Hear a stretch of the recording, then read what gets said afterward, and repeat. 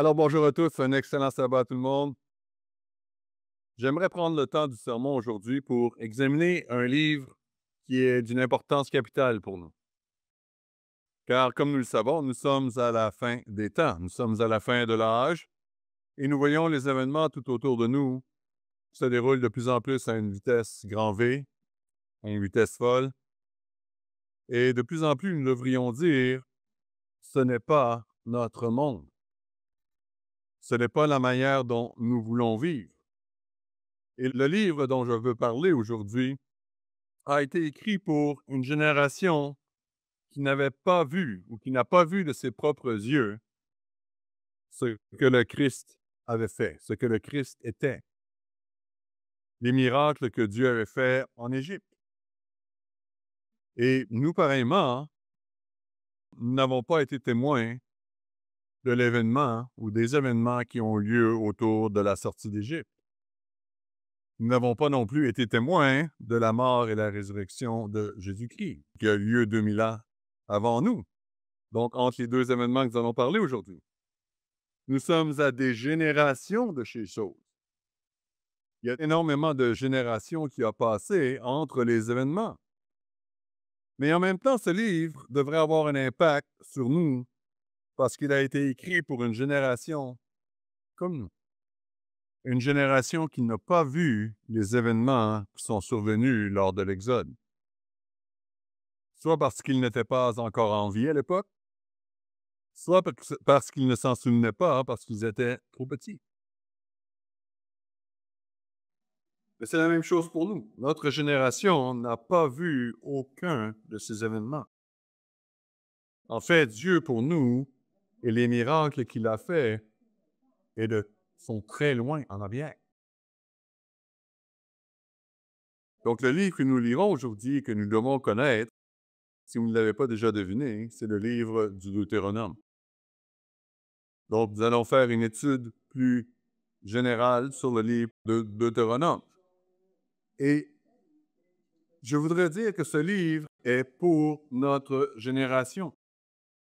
En fait, c'est le titre du sermon aujourd'hui. Deutéronome, un livre pour notre génération. Donc, Deutéronome, un livre pour notre génération. Nous sommes la génération qui est également sur le point d'entrer dans le millénaire. Tout comme le livre de Deutéronome a été écrit pour une génération qui était sur le point d'entrer en terre promise. On voit des significations ou des rapprochements extraordinaires que nous pouvons faire entre les deux. Donc, fixons premièrement la date quand le livre du Deutéronome a été écrit, afin que nous sachions quand ce livre est devenu en existence. Donc, reportez-vous, si vous voulez bien, à Deutéronome chapitre 1. Deutéronome chapitre 1. Et nous allons commencer ici au verset 1 à 3. Deutéronome 1, verset 1 à 3. Il est écrit, « Voici les paroles que Moïse adressa à tout Israël, de l'autre côté du Jourdain dans le désert, dans la plaine vis-à-vis de Chouf, entre Paran, Tophel, Laban, Hatséroth, d'Izahab. Il y a 11 journées depuis Horeb, par le chemin de la montagne de Séhir jusqu'à Kadès-Barnéa, mais dans la 40e année, au 11e mois, le premier jour du mois. » Donc, nous voyons ici que nous sommes dans la 40e année, au 11e mois et le premier jour du mois. Et nous savons très bien que juste au début de la prochaine année, l'année suivante, ils vont prendre la Pâque dans les plaines de Jéricho. Vous pourrez aller lire ça dans Josué. Donc, nous pouvons ici voir que nous sommes à la 40e année, la fin du séjour d'Israël dans le désert. Et donc, toute cette nouvelle génération est sur le point d'entrer en terre promise. Et il est évident que nous ne pourrons pas couvrir tous les livres tous les chapitres de Deutéronome dans une heure, mais nous allons regarder les points forts et les placer dans la perspective que Dieu veut que nous comprenions et ce qui est important pour nous de savoir, parce que nous sommes aussi cette génération qui est sur le point de passer à autre chose. C'est un livre pour nous. Donc, les 3 premiers chapitres sont plutôt historiques, mais il est toutefois intéressant de noter que Dieu avait une structure de mise en place. Si vous regardez une somme dans Deutéronome 1, allez un peu plus bas dans Deutéronome 1, verset 15, vous allez voir que Moïse prend des dispositions et inclut ou apporte une structure.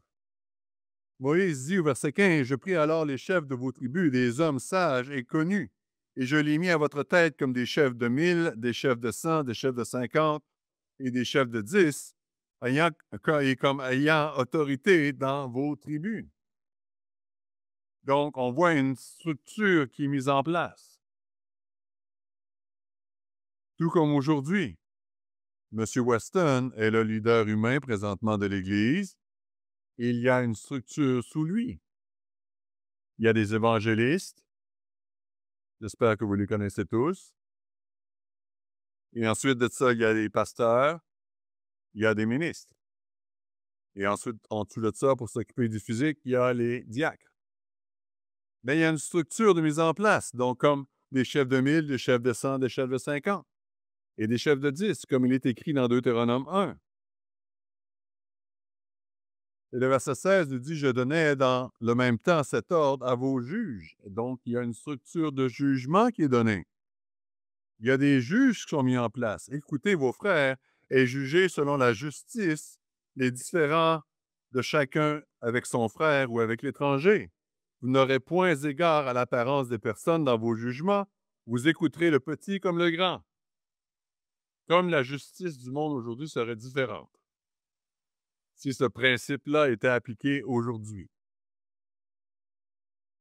où il n'y aurait pas de différence entre les riches et les pauvres.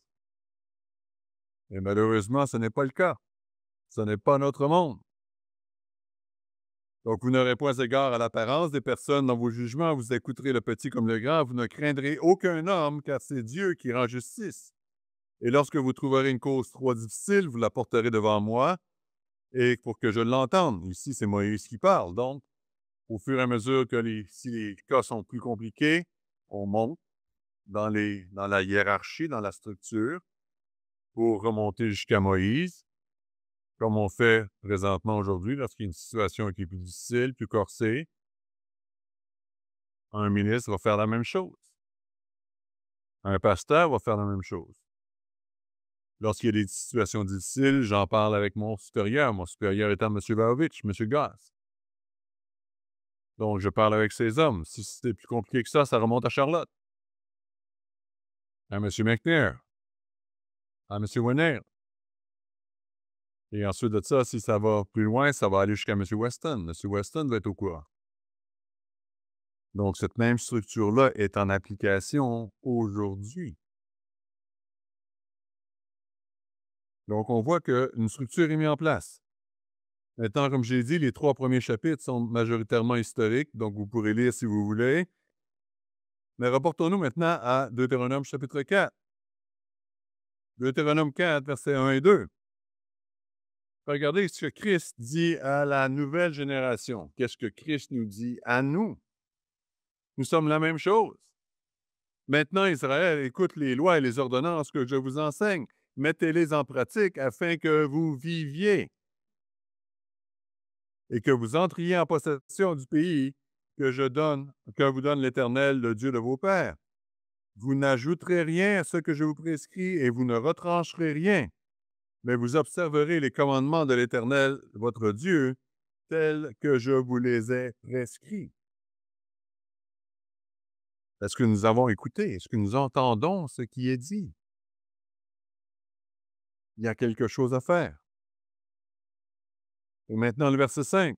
« Voici, je vous ai enseigné des lois et des ordonnances, comme l'Éternel mon Dieu me l'a commandé, afin que vous les mettiez en pratique dans le pays dont vous allez prendre possession.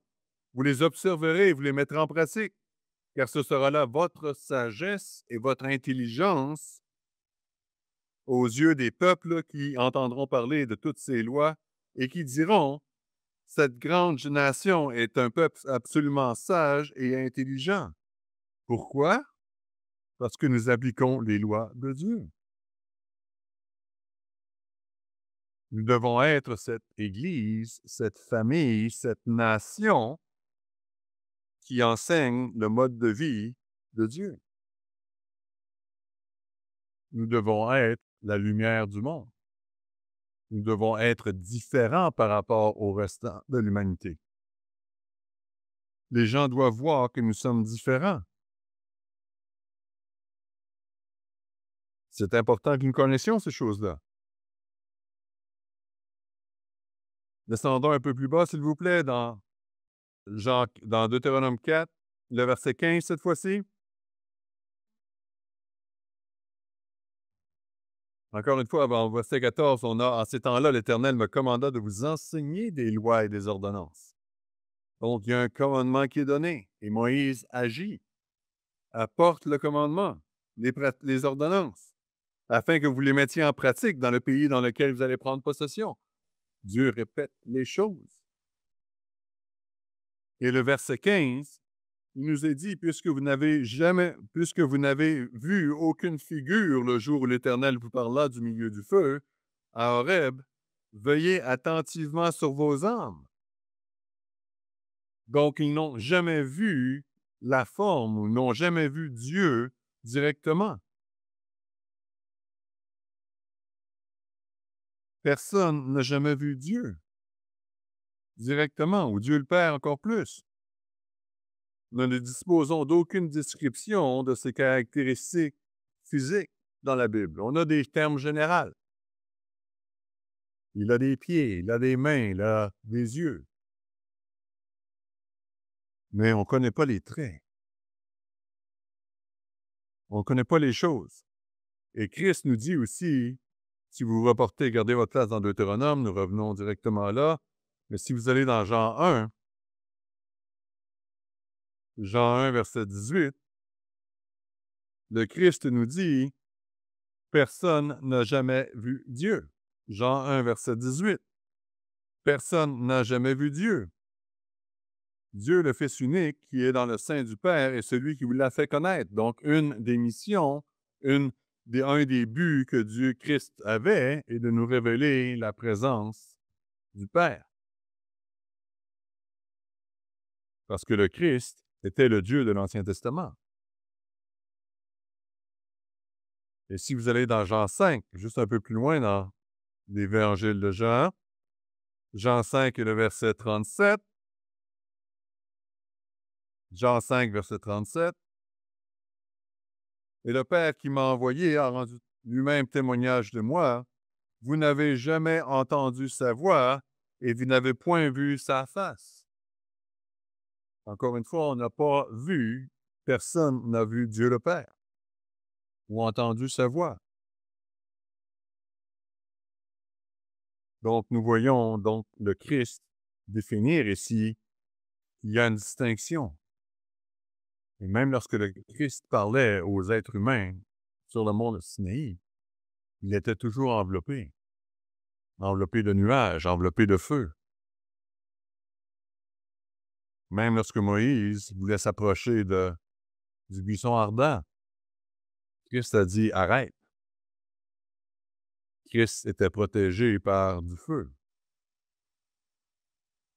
Donc, on voit cette importance du personnage avec lequel nous faisons affaire. Et donc, si on revient à Deutéronome 4, il y a encore une fois le verset 15. « Puisque vous n'avez vu aucune figure le jour où l'Éternel vous parla du milieu du feu à Horeb, veillez attentivement sur vos âmes, de peur que vous ne vous corrompiez et que vous ne vous fassiez une image taillée, une représentation de quelque idole, la figure d'un homme ou d'une femme, la figure d'un animal qui soit sur la terre, la figure d'un oiseau qui vole dans les cieux, la figure d'une bête qui rampe sur le sol, la figure d'un poisson qui vive dans les eaux au-dessous de la terre. » Donc, on ne doit pas faire aucune image. Donc, avez-vous remarqué ici, dans les versets 15, 16, 17, 18, 19, au 18 plutôt, Le Christ, il parle directement du premier et du deuxième commandement. De ne pas avoir d'autres yeux devant sa face, mais aussi de ne pas faire aucune image, ni de représentation quelconque des choses qui sont en haut dans les cieux, qui sont en bas sur la terre, qui sont dans les eaux plus bas que la terre. Vous pouvez aller voir dans Exode 20, vous allez pouvoir retrouver ces textes-là directement. Donc, c'est absolument important que l'on voit que le Christ répète ici cette même information. Et si vous allez maintenant dans le chapitre 5, vous allez voir que Christ va répéter les 10 commandements. Et encore une fois, le premier commandement, en commençant au verset 6 de Deutéronome 5, « Je suis l'Éternel ton Dieu qui t'a fait sortir du pays d'Égypte, de la maison de servitude. Tu n'auras point d'autre Dieu devant ma face. » Donc, on voit qu'est-ce que je viens de vous dire. Et au verset 8, « Tu ne feras point d'image taillée, de représentation quelconque des choses qui sont en haut dans les cieux, qui sont en bas sur la terre, qui sont dans les eaux plus bas que la terre, et tu ne te prosterneras point devant elles, et tu ne le serviras point, car moi, l'Éternel ton Dieu, je suis un Dieu jaloux qui punit l'iniquité des pères, des enfants, etc. » Et vous avez la suite des 10 commandements. Donc, les 10 commandements que le Christ ici répète sont pour la nouvelle génération. Donc, encore une fois, ce sont des commandements qui sont en vigueur aujourd'hui. Nous devons l'appliquer aujourd'hui, nous devons le faire aujourd'hui. Il s'agit d'obligations. Ils ont force de loi. Ils sont en application. Et nous pouvons et nous devons les suivre. Il n'y a pas d'autre décision, pas d'autre possibilité. Maintenant, allons dans Deutéronome chapitre 6, s'il vous plaît. Encore une fois, on survole le livre de Deutéronome pour qu'on voit l'importance de ce livre-là pour nous aujourd'hui. Deutéronome 6, à partir du verset 1. « Voici les commandements et les lois et les ordonnances que l'Éternel votre Dieu a commandé de vous enseigner, afin que vous les mettiez en pratique dans le pays que vous allez prendre possession, donc dans le pays dans lequel nous sommes,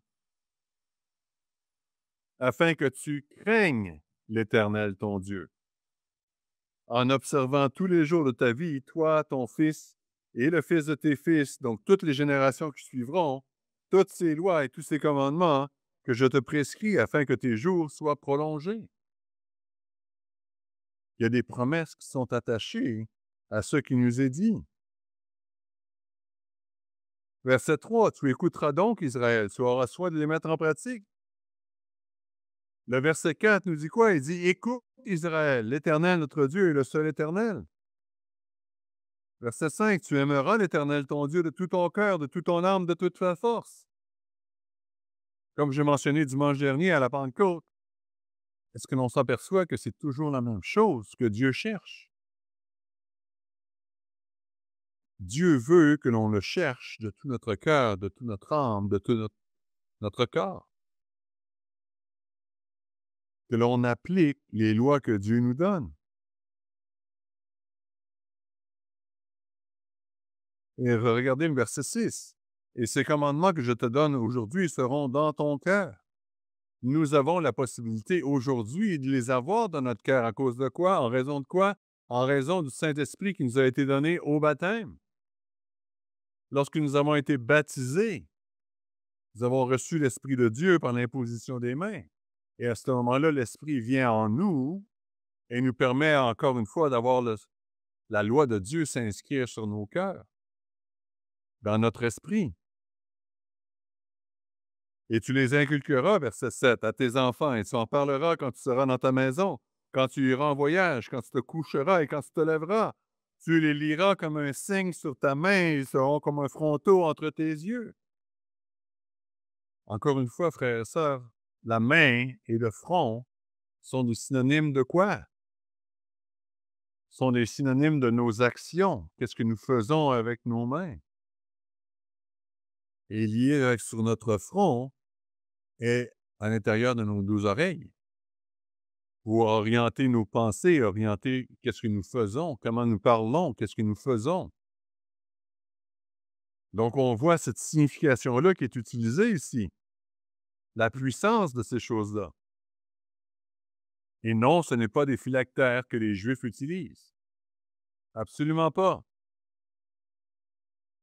Dieu ne nous demande pas d'avoir des petites boîtes sur nos poignets ou sur nos mains, une petite boîte de notre front.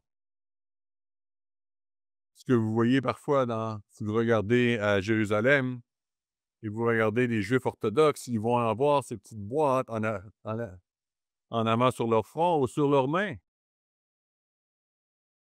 Dieu a dit, n'utilisez plus ces choses-là, ne faites pas ces choses-là, parce que vous l'avez à l'intérieur de vous par l'Esprit que je vous donne. Donc, nous les lirons sur nos mains, sur le fronton entre nos yeux, parce que nous devons ou nous voulons suivre la loi de Dieu. Et nous allons être différents du monde qui nous entoure. Encore une fois, gardez votre place dans Deutéronome. En fait, vous pouvez mettre un marqueur si vous voulez, parce que nous allons nous y référer tout le temps, nous allons toujours revenir. Mais reportez-vous, s'il vous plaît, à 1 Corinthiens chapitre 6. 1 Corinthiens chapitre 6. Et qu'est-ce que Christ nous dit dans 1 Corinthiens chapitre 6, versets 14 et 15?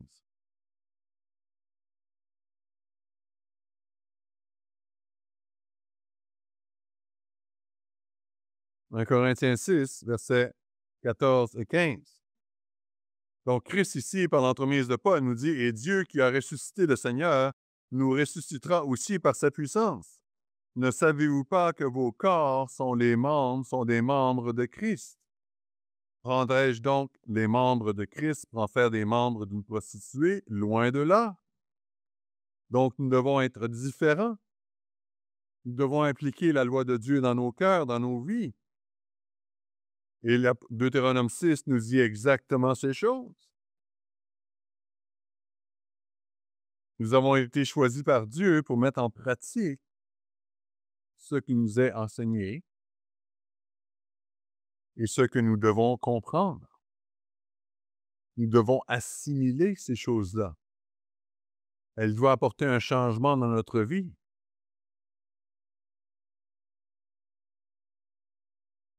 Maintenant, reportons-nous à Deutéronome chapitre 7. Deutéronome chapitre 7 et le verset 6 et 7. Qu'est-ce que le Christ nous dit ici? Il parle à la nation d'Israël, à cette deuxième génération. Il dit, « Car tu es un peuple saint pour l'Éternel ton Dieu. » Il nous parle à nous. Nous sommes saints, nous sommes mis à part pour une mission spéciale. Nous avons été sanctifiés par Christ. Et nous devons comprendre ces choses-là. Nous sommes un peuple saint pour ton Dieu, l'Éternel ton Dieu t'a choisi pour que tu sois un peuple qui lui appartienne entre tous les peuples qui sont sur la face de la terre. Ce n'est point parce que vous surpassez en nombre tous les peuples que l'Éternel s'est attaché à vous et qu'il vous a choisi. Nous n'avons pas choisi Christ, c'est lui qui nous a choisis. Nous avons réagi à l'invitation, oui, mais c'est lui qui nous a appelés. Nous lui appartenons. Car vous êtes les moindres de tous les peuples. Et encore une fois, frères et sœurs, lorsqu'on regarde qui nous sommes tout petits parmi le monde entier. On est quoi, peut-être 10 000, 15 000 personnes présentement? Sur 8 milliards d'individus?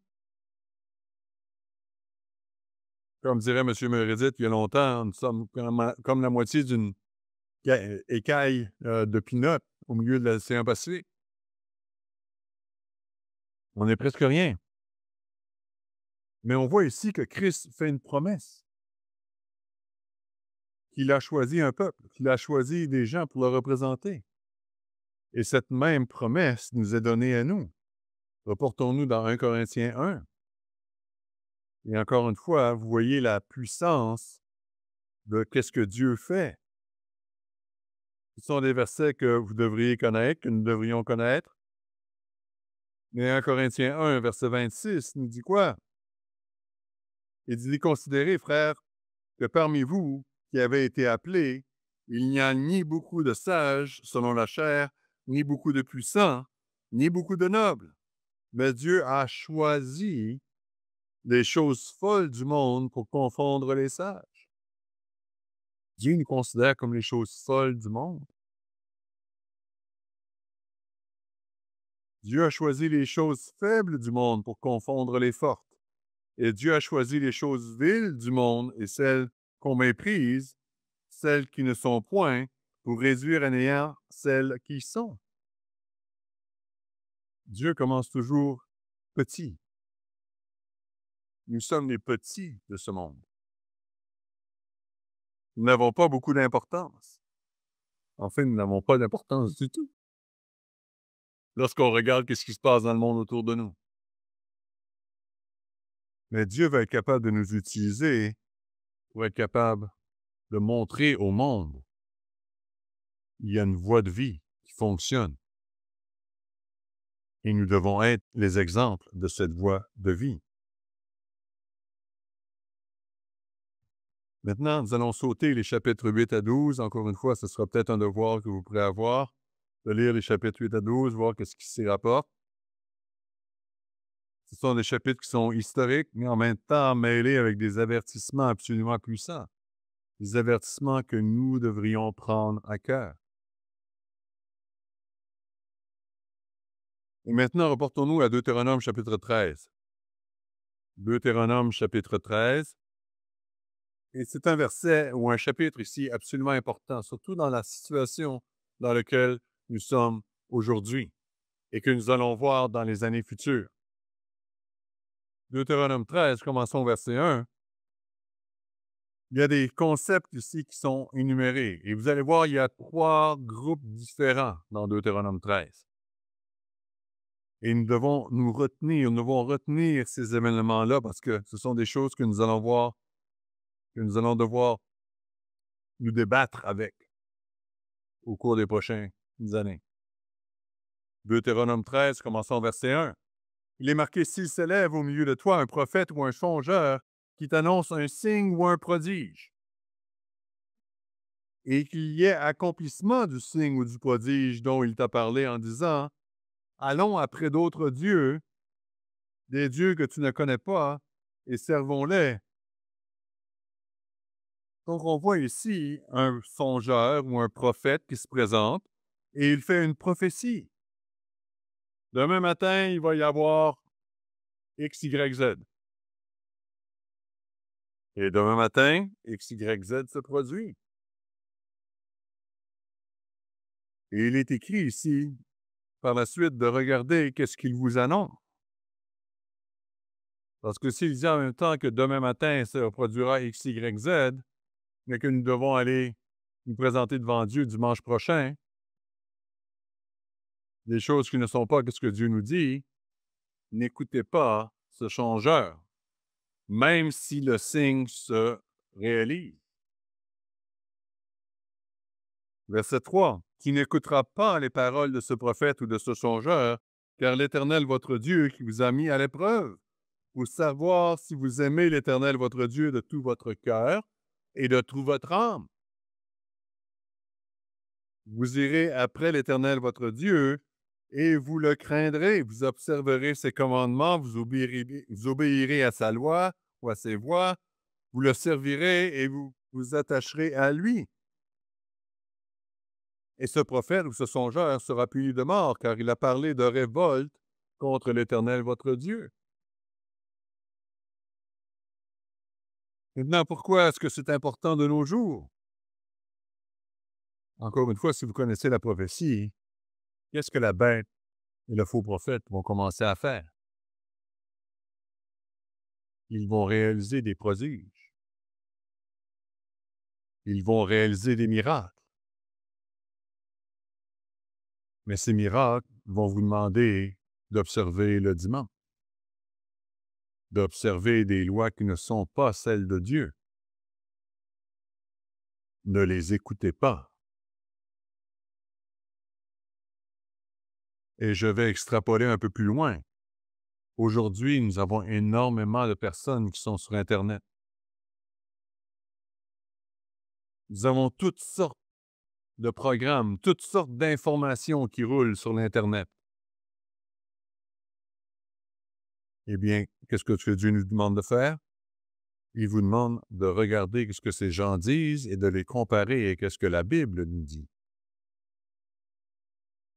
Parce que oui, plusieurs personnes aujourd'hui vont arriver avec toutes sortes de belles nouvelles choses.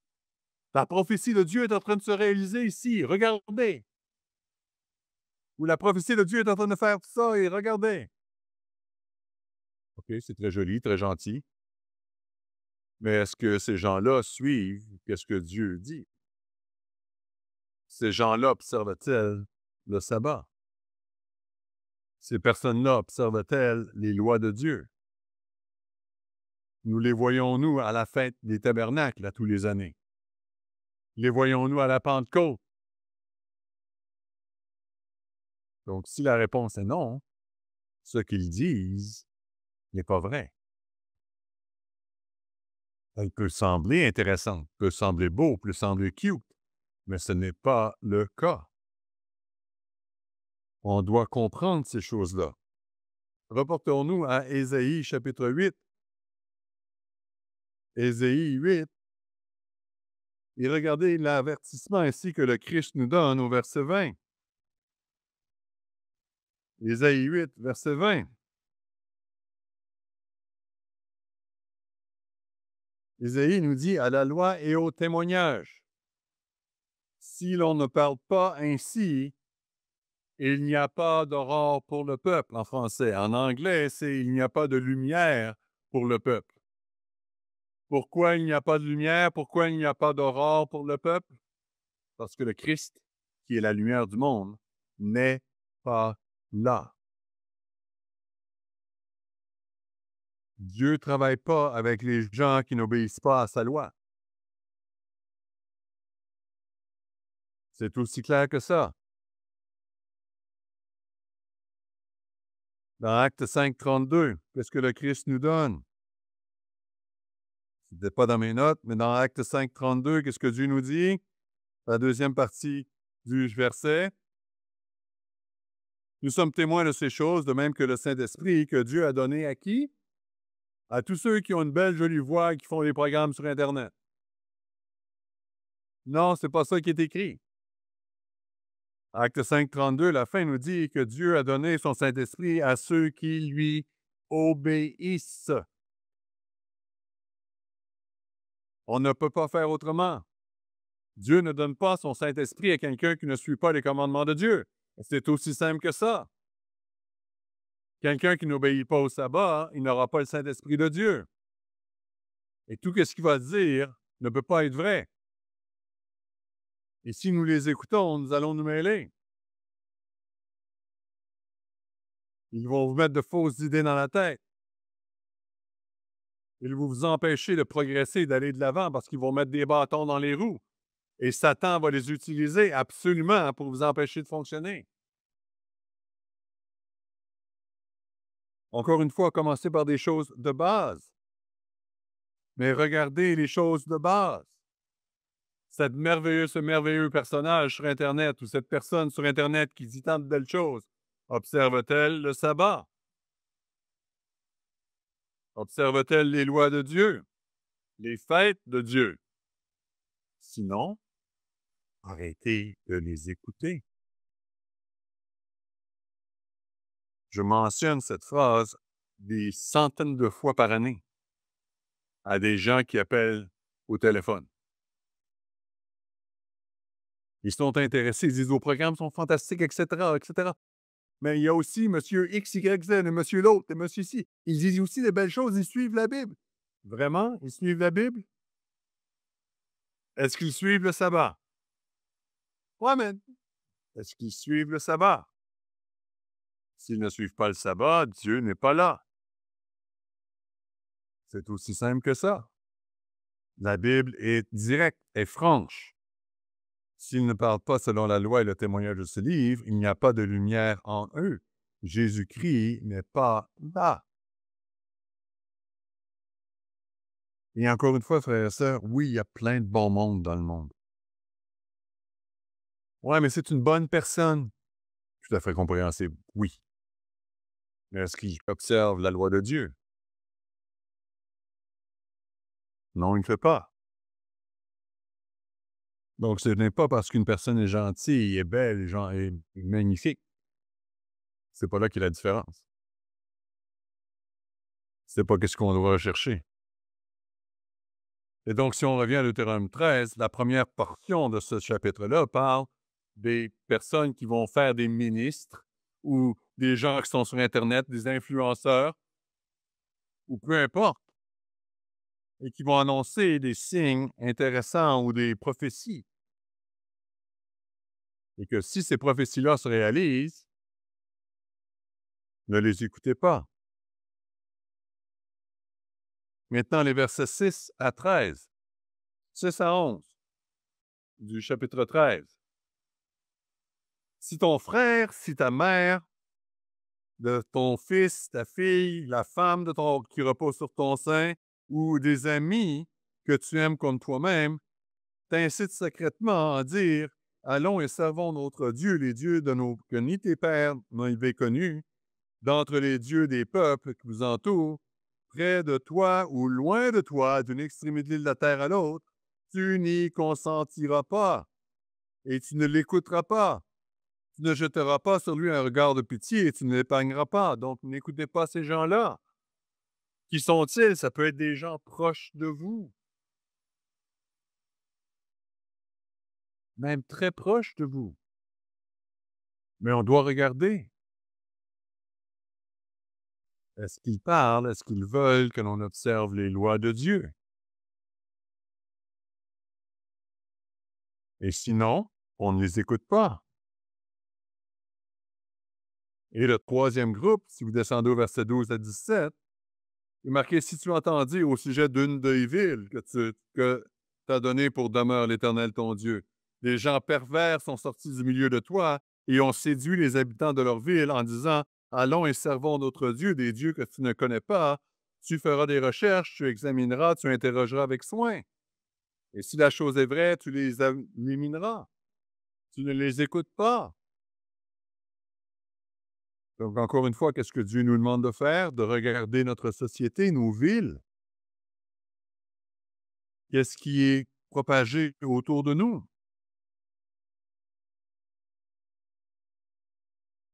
Et de regarder qu'est-ce que les gens autour de nous nous demandent ou nous disent que nous devrions faire.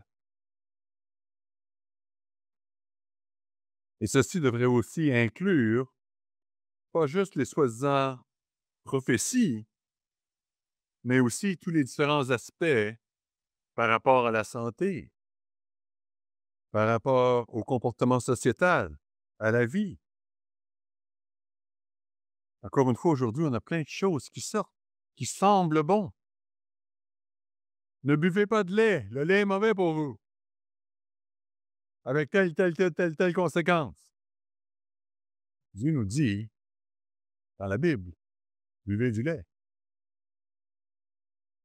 Ne prenez pas de grains, c'est mauvais pour vous. Du blé, c'est méchant. Les tomates, c'est méchant. Il y en a plein. Prenez le régime keto ou le régime kitty, ou prenez le nom que vous voulez, qui vous demande d'éliminer des choses qui ne sont pas bibliques. Ne les suivez pas. Bien évidemment, si vous avez des allergies, vous êtes allergique aux noix, eh bien, vous êtes sage, ne mangez pas de noix. Oui, il y a des allergies, oui, il y a des conditions médicales, etc., etc. Mais après ça, regardez ce que la Bible vous dit. Mangez équilibrement. Trop de sucre, c'est pas bon. Trop de viande, c'est pas bon. Il y a un balance qu'on doit avoir, que la Bible nous donne. Si vous regardez le menu que Abraham a servi à Christ, c'est assez riche, merci. Du fromage, du lait, de la viande. Extraordinaire. Mais on doit faire les choses selon ce que la Bible nous dit.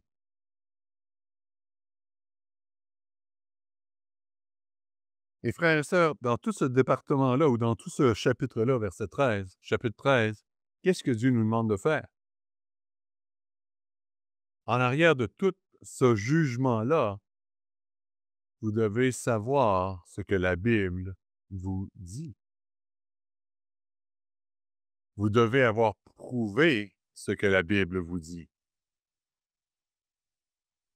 Si la Bible n'est pas prouvée pour vous, si c'est pas clair, si c'est pas certain dans votre esprit, comment est-ce que vous pouvez prendre des décisions éclairées sur le restant?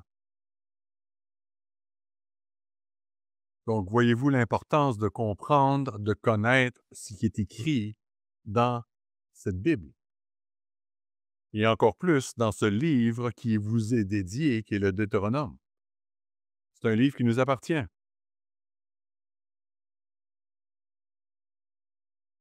Donc, c'est absolument important que nous comprenions ces choses-là. Maintenant, le verset 14, au chapitre 14. Le début du chapitre nous parle de quoi? Justement de qu'est-ce que je vous disais il n'y a pas longtemps. Qu'est-ce que nous pouvons manger au niveau de la viande? Les lois pures et impures au niveau des aliments. Donc, est-ce que Dieu nous dit de ne pas manger de porc? Oui, Dieu nous dit de ne pas manger de porc. Pourquoi? Parce que c'est pas bon pour nous. Point à la ligne. Dieu nous dit de manger telle sorte de poisson. Les qualificatifs manger un poisson sont quoi? Avoir des écailles et des nageoires. Un requin a des nageoires, mais ça n'a pas d'écailles. Un homard, c'est rien qu'une écaille, ça n'a pas de nageoire. Donc, on ne mange pas ça non plus. Donc, on voit le chapitre 14 absolument important. Au milieu du chapitre 14, on commence à parler des dîmes, des offrandes. Chapitre 15, l'année des relâches, etc. Le chapitre 16 nous parle des fêtes, les 3 saisons de l'année. À tous les fois, lorsque nous avons une offrande, lors d'un jour saint, c'est le seul temps où on fait des offrandes. Ils sont commandés. Eh bien, on va dans Deutéronome 16, verset 16. Vous connaissez le verset par cœur, je ne m'y reporterai pas. Et regardez ce que Christ nous dit ici à partir du verset 18, Deutéronome 16, verset 18 à 20. Le Christ nous dit, tu établiras des juges et des magistrats dans toutes les villes que l'Éternel ton Dieu te donne, selon tes tribus. Ils jugeront les peuples avec justice. Tu ne porteras point atteinte à aucun droit, et tu n'auras point égard à l'apparence des personnes, et tu ne recevras point de présents, car les présents aveuglent les yeux des sages et corrompent la parole des justes. Principe qui était ou qui est encore appliqué dans la majorité des démocraties occidentales. Une personne en poste d'autorité ne doit pas accepter de cadeaux. Sauf maintenant M. Trump, avec toutes les excuses qu'il donne. Mais c'est intéressant. Les lois que l'on a majoritairement dans nos nations sont supportées par des lois bibliques. Donc, on n'accepte pas de pot de vin, comme on dit fréquemment en français. Verset 20. Tu suivras ponctuellement la justice, afin que tu vives et que tu possèdes le pays que l'Éternel ton Dieu te donne. Donc, on voit ici comment on doit appliquer la justice. Les juges ne doivent pas pervertir la justice. Ils n'acceptent pas de pot de vin. Poursuivons un peu plus loin dans notre étude. Deutéronome 17, versets 8 à 13.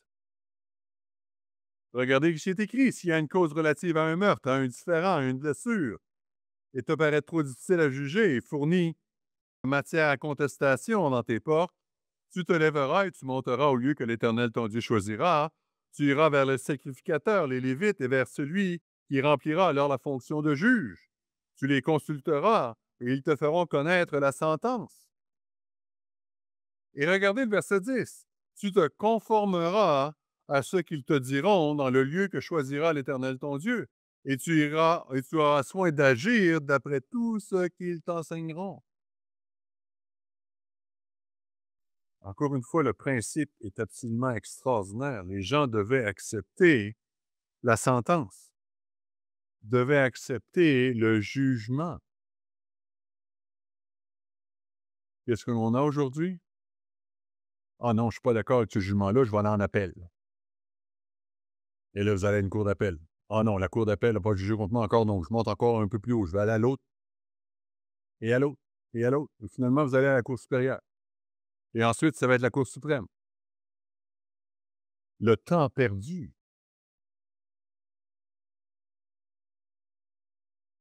Et cette chose, cette application du jugement va être un acte, quelque chose qui va être appliqué dans le millénaire. Imaginez la surprise de M. Pierre Jean-Jacques qui a fait quelque chose contre la loi et il y a un jugement qui est porté contre lui, mais il n'est pas d'accord. Et il dit, je vais aller en appel. Et on va pouvoir lui dire, il n'y a pas d'appel. La décision est finale. Tu fais ce qui t'est demandé. Et évidemment, à ce moment-là, il n'y aura pas de fausses ou de mauvaises décisions qui vont être prises. Dieu va être impliqué dans toutes les décisions. Dieu va donner la réponse à toutes les décisions. Soit par sa famille, donc nous, qui aurons l'autorité de Christ, ou soit par le Christ lui-même, si c'est lui qui rend justice, peu importe ce que ce sera. Et la décision sera toujours une décision de justice et ne sera jamais pervertie. Quelle puissance extraordinaire! Regardez aussi qu'est-ce qui existe dans Deutéronome 19, versets 1 à 13. Regardez le principe qui est utilisé ici. Lorsque l'Éternel ton Dieu aura exterminé les nations dont l'Éternel ton Dieu te donne et aura chassé les nations de ce pays-là, il dit au verset 2, tu sépareras 3 villes au milieu du pays dont l'Éternel ton Dieu te donne possession. Tu établiras des routes, tu diviseras en 3 parties le territoire. Et ici, on voit qu'il y a des villes refuges qui sont mis à la disposition. Et quelles sont ces villes refuges et à quoi servent-elles? Verset 5. Un homme, par exemple, va couper du bois dans la forêt et un autre homme va avec lui. Si la hache en main, il s'élance pour abattre un homme, le fer s'échappe de la hache ou du manche et atteint le compagnon de cet homme et lui donne la mort, donc un accident. Cet homme pouvait aller se réfugier dans une ville refuge et attendre le jugement. Les homicides involontaires sont différents des meurtres prémédités. Si vous allez au verset 15 de ce même chapitre, regardez un des principes puissants qui existent. Il dit, si un seul témoin ne suffira pas contre un homme pour contester un crime ou un péché, quel qu'il soit. En fait, il pourra s'établir que sur la déposition de 2 ou 3 témoins. Un principe puissant. Aujourd'hui, encore une fois, nous avons des principes ou des systèmes où on a une personne qui décide d'apporter une accusation contre une autre. Et aujourd'hui, on sait que bien souvent, c'est fait avec de mauvaises intentions. Mais peu importe. Donc, le Christ nous dit, ça prend des témoignages de 2 ou 3 personnes pour établir les faits. Et on peut extrapoler cette même méthode de faire de nos jours. Si vous semblez ou vous lisez sur Internet, vous avez une nouvelle qui semble tellement belle, tellement intéressante. Avant de publier cette belle et intéressante nouvelle, 1, confirmer la source. 2, regardez s'il y a d'autres sources qui réfèrent ou qui parlent de la même chose. Est-ce que vous êtes capable de recouper la nouvelle sur 2, 3 autres sources? Et à ce moment-là, vous pourrez avoir plus de véracité sur la signification de ce témoignage. Ce sont des choses qui sont importantes à même voir appliquer de nos jours. Maintenant, allons un peu plus loin. Allons dans Deutéronome 22, s'il vous plaît. Encore une fois, on prend juste les plus gros principes. Au chapitre 22, Dieu veut que nous prenions soin de nos animaux. Il dit ici, si tu vois un berger ou si tu vois s'égarer un bœuf, pas un berger, mais si tu vois s'égarer un bœuf ou la brebis de ton frère, tu ne t'en détourneras pas et tu lui ramèneras ou tu la ramèneras à ton frère. Si ton frère n'habite pas près de toi et que tu ne le connaisses pas, tu recueilleras l'animal dans ta maison et il restera chez toi jusqu'à ce que ton frère le réclame et alors tu le lui rendras. Tu feras de même pour son âne. Tu feras de même pour son vêtement. Tu feras de même pour tout objet qu'il aura perdu et que tu trouverais. Tu ne devrais point t'en détourner. Un principe absolument fondamental. Dieu nous donne des animaux pour en prendre soin. Encore une fois, j'aimerais clarifier, des animaux sont des animaux. Donc, on doit faire attention à ces choses. Les animaux ont un but qui est de rendre la création magnifique, que l'on puisse profiter de la création que Dieu nous donne, de pouvoir aussi s'occuper d'un animal, c'est absolument fantastique, mais selon les circonstances que l'on a. Mais Dieu nous demande de prendre soin de nos animaux. Évidemment, même si vous allez dans le Nouveau Testament, vous allez voir qu'il est écrit que lorsqu'on a un bœuf, qu'on a un âne ou un chien, un chat, peut faire la même chose. Le jour du sabbat, vous faites quoi? Vous vous occupez de votre animal. Vous donnez de l'eau, vous donnez de la nourriture. Si c'est des animaux domestiques comme un chat, un chien, si c'est un cheval ou une vache, ou peu importe, vous devez vous en occuper le jour du sabbat. Une vache a besoin d'être traite 2 fois par jour. Sinon, elle va souffrir. Elle peut même mourir. Donc, si vous auriez des vaches à lait, qu'est-ce que vous faites le jour du sabbat? Vous trayez votre vache. C'est un must. C'est une obligation. Ce n'est pas enfreindre le sabbat. Si vos animaux sont dans un étable, vous devez les sortir le matin. Vous ouvrez la porte, vous les laissez sortir. C'est de prendre soin de nos animaux. Essentiel. Et le Christ étant même cette chose ici à des animaux de nos voisins, de nos frères. De prendre soin de ce que nous voyons autour de nous. Et le verset 4 ajoute, il dit même, si tu vois ton âne ou l'âne de ton frère ou son bœuf tomber sur leur chemin, tu ne t'en détourneras pas, tu l'aideras à se relever. Absolument fantastique. Maintenant, regardez le verset 5.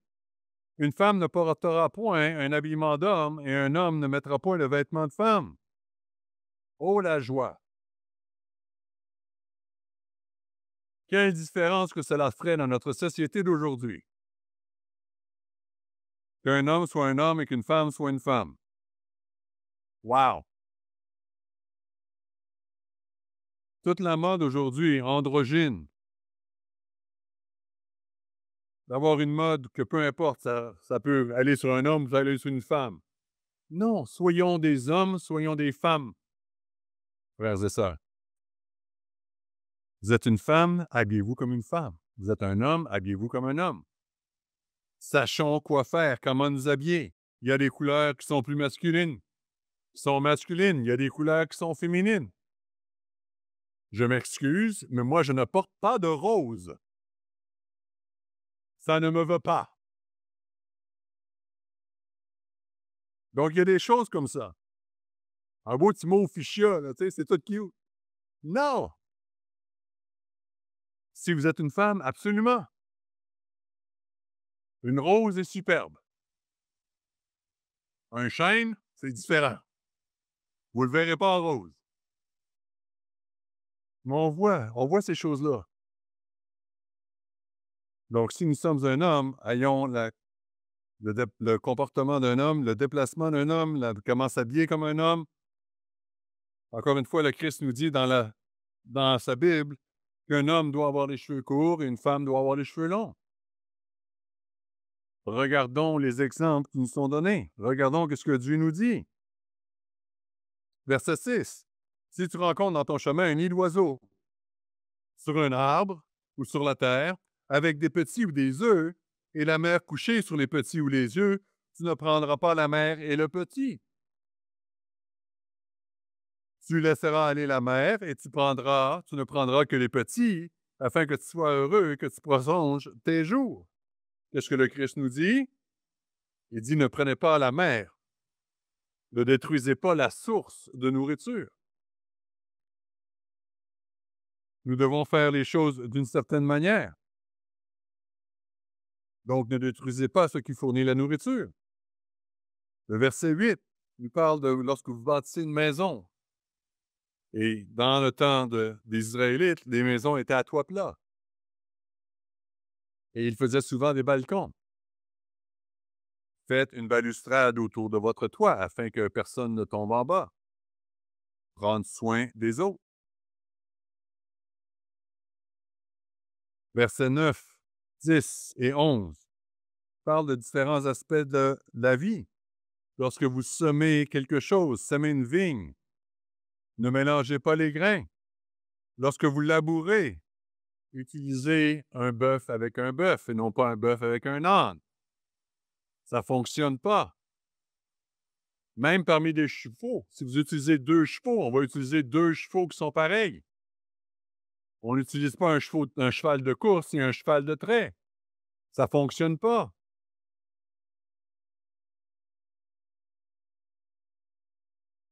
Et vous pouvez continuer à descendre ici, le temps me manque ici dans le chapitre 22, mais regardez les utilisations que Dieu nous donne. Et ensuite, le verset 11, je vais juste prendre un petit peu de temps d'aller au verset 11, où il est écrit, « Tu ne porteras pas un vêtement tissé de diverses espèces de fils, de laine et de lin réunis ensemble. » Et parfois, on a des questions qui nous sont posées. Est-ce qu'on peut prendre du synthétique? Donc, le synthétique n'existait pas dans le temps de Moïse. Mais ici, on parle vraiment de fibres naturelles et non pas de fibres synthétiques. Mais vous pouvez prendre des fibres synthétiques sans aucun problème. Mais ici, on parle de mélange entre 2 tissus différents ou 2 contrastes différents entre des tissus différents. Un tissu animal va être beaucoup plus fragile qu'un tissu qu'un tissu végétal. Donc, on ne mélange pas du lin et de la laine. Ils vont se déchirer l'un l'autre. Votre linge va se briser très rapidement. Mais si vous mélangez un lin avec une fibre synthétique, ils vont ensemble. Donc, il n'y a pas de problème. Donc, le principe ici est pour la durabilité du vêtement. Et de ne pas mélanger une fibre végétale avec une fibre animale. Parce que ça ne fonctionne pas ensemble. C'est là que le principe ici qui est donné. Donc, ne mélangez pas une fibre animale avec une fibre végétale. C'est le principe qui est donné ici en question. Et ensuite, au verset 12, je vais juste simplement mentionner ceci rapidement. Au verset 12, le Christ ici nous donne, « Tu mettras des franges aux 4 coins du vêtement dont tu te couvriras. » Et les gens peuvent peut-être poser la question, à quoi servent les franges? Pourquoi les franges? Eh bien, si vous allez dans Nombre 15, Nombre 15, et regardons rapidement versets 37 à 41. Verset 37 à 41, c'est marqué, « Parle aux enfants d'Israël et dis-leur qu'ils se fassent de génération en génération une frange sur le bord de leur vêtement, qu'ils mettent un cordon bleu sur la frange au bord de leur vêtement. Et quand vous aurez cette frange, vous la regarderez. » Donc, pourquoi les franges? À quoi servaient les franges? Vous les regarderez et vous vous souviendrez de tous les commandements que l'Éternel, votre Dieu, vous a demandé de mettre en pratique et que vous suivriez pas les désirs de votre cœur ou de vos yeux, de vous laisser entraîner à l'infidélité. Donc, les franges étaient pourquoi? Pour se souvenir des lois de Dieu. Est-ce que vous avez besoin d'un signe extérieur aujourd'hui pour vous souvenir de suivre les lois de Dieu? La réponse est non. Parce que le Christ vous a donné son esprit à l'intérieur de vous lors du matin. Donc, ce- cette mémoire physique de se rappeler de quelque chose n'existe plus aujourd'hui. On n'a pas besoin de franges. On n'a pas besoin de cordon bleu. On n'a pas besoin de phylactères sur nos mains et sur notre front. On n'a besoin d'aucune de ces choses parce que le Christ nous a donné son esprit. Donc, vous voyez, frères et sœurs, il y a tant de choses que nous n'avons pas abordées aujourd'hui dans le livre du Deutéronome. Mais j'aimerais conclure avec ceci. Beaucoup des lois que nous avons vues aujourd'hui nous paraissent peut-être étranges, parce que nous sommes si éloignés de ce mode de vie. Elles nous sont totalement étrangères, ou tellement étrangères que nous ne comprenons pas toutes les raisons qui sont en arrière. Mais Dieu a mis ces lois en place pour le bien de la nation. Pour que la nation puisse grandir, pour que la nation puisse fructifier, pour que les nations qui entourent la nation d'Israël physique dans le temps veuillent imiter et apprendre les lois. Toutes ces lois et tous ces jugements nous donnent à nous la connaissance et nous permettent d'être une nation juste, une nation sainte, comme le Christ nous demande de faire. Et si vous vous rapportez dans Deutéronome 28, versets 1 à 14, vous allez voir que le Christ nous dit ici, nous prendrons juste un verset, Deutéronome 28, verset 1.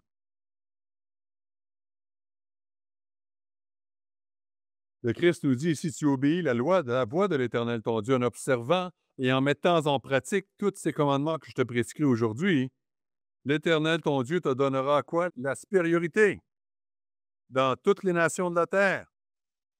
Voici toutes les bénédictions qui se répandront sur toi et qui seront ton partage. Verset 3, tu seras béni.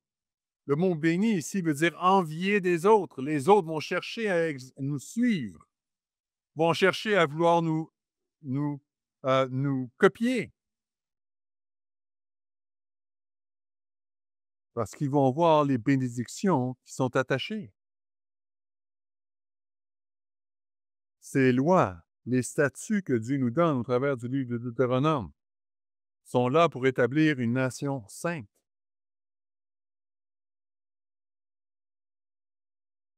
Donc, c'est un livre que nous devons connaître. Et c'est tout à fait logique. Vous avez probablement entendu souvent l'Église qui mentionne, lorsque nous arrivons près de la fête des tabernacles, relisez le livre du Deutéronome. Prenez le temps d'établir la loi. La fête des tabernacles est là pour nous aider, pour nous montrer à craindre l'Éternel, à connaître la loi de Dieu. Donc, regardons ce livre. Étudions ce livre. Nous devons réfléchir à ces principes et appliquer à nous-mêmes les principes qui y sont attachés dans l'application du 21e siècle. Nous devons réfléchir à ces principes et les appliquer nous-mêmes. Car, encore une fois, le livre du Deutéronome est un livre pour notre génération.